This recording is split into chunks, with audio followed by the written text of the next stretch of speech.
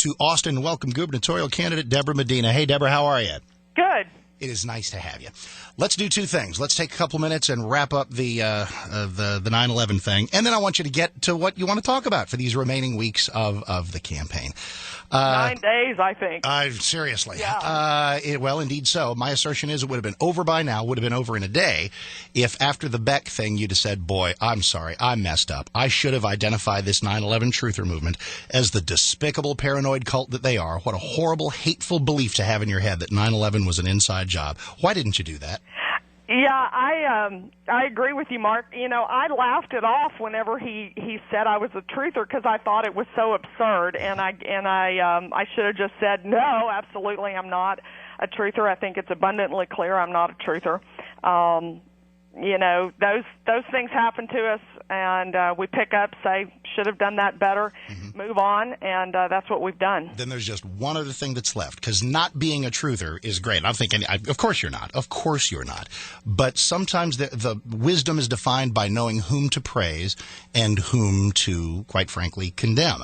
Someone walking around with the belief that America would do this to its own people, that President Bush and those around him would slaughter our own citizens in order to justify war, is a despicable thing to Agreed. believe. And if that's, and you want to be on record as agreeing with that. Agreed. Yeah. I was thinking in terms of the commission report, not in terms of what, you know, individuals are out there doing, and the commission report, I think, is the thing that I was getting back to, none of which, as you indicate, has a direct impact on what's going on in Texas right now, with the exception of we ought to be concerned about terrorism and what's coming across our southern border. Indeed. All right, we haven't addressed that issue, and we really need to be focused on that. We've, of course, been out talking about how important border security is for Texas.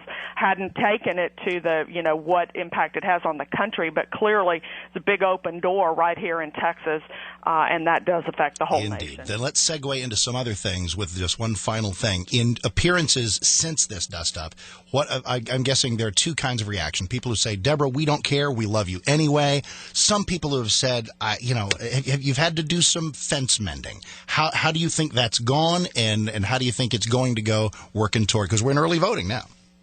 I think that, you know, what we say we want people who will say the right, you know, who will be bold and courageous, and yet in a lot of times we want people who will just say what we want to hear. I acknowledged that I knew the commission had some concerns, and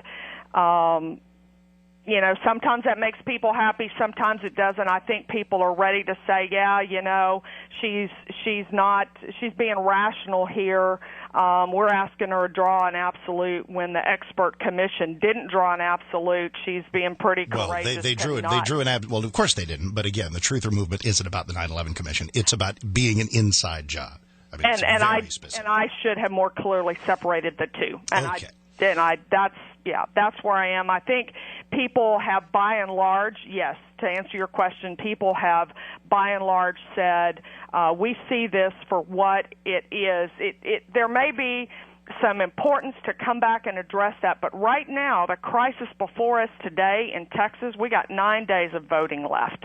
And let's don't, you know, be deceived that this is anything other than someone trying to get us off message and off of the focus. We've got some real serious issues in Texas. If we want to talk conspiracies, let's talk the Trans-Texas Corridor deal.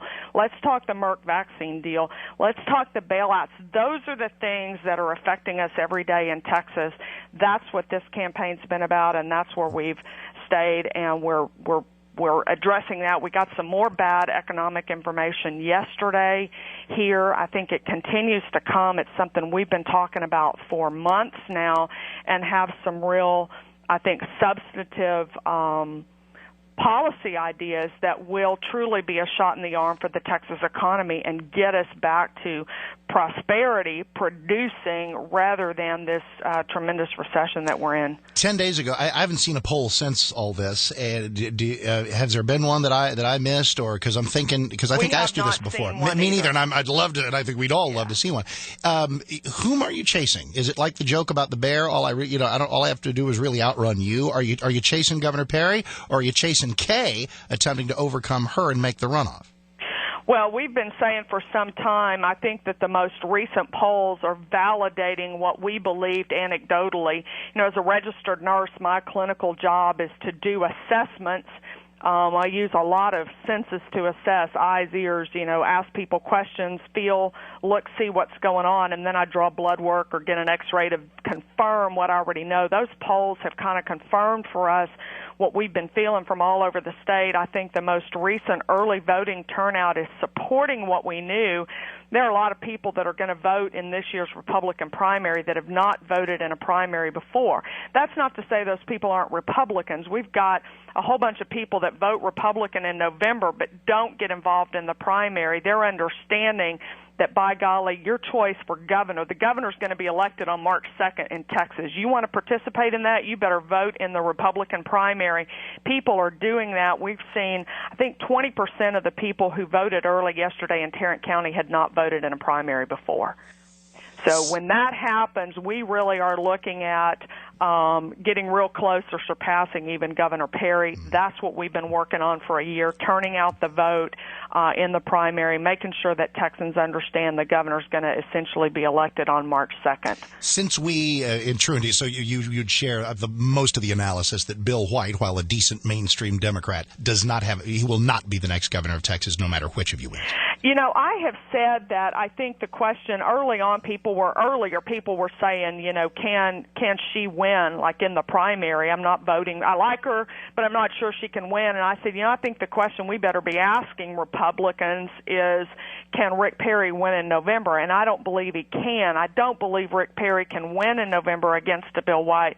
Why not? Why not? That's a curious observation. I think the 39% last time. But that's with Kinky, Carol Keaton Strayhorn. I mean, that was an incredibly crowded field. It won't be crowded this time. We're headed toward more economic bad news in Texas, and that's going to be hung around Governor Perry's neck, regardless of whether or not he really, some will say, well, the legislature crafted those policies, not all the governor's fault, and while that may be true, he's not out front condemning those things and offering other solutions, and we're continuing. I mean, yesterday, Tom Sees came out. He's the head executive commissioner in the Health and Human Services here in Texas. He's looking at, a huge hole in Medicaid.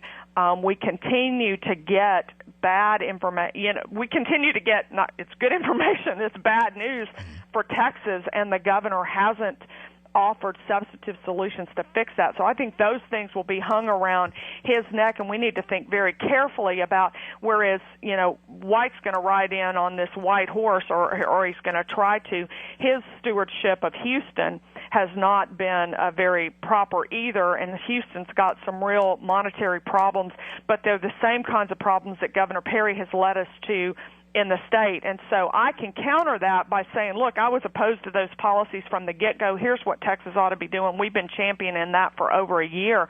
So I think I'm a much better candidate to confront a Bill White objectively and definitively, and not just with campaign rhetoric next November. Well, listen, Debra, it is a pleasure to have you. I've wanted to talk to you for a long time, and thank you. And we'll be talking again between now and March 2, and we'll see how it all shakes out. Continued health and success to you, and we'll talk to you again very, very soon. Thank you, Mark. Thank you. There.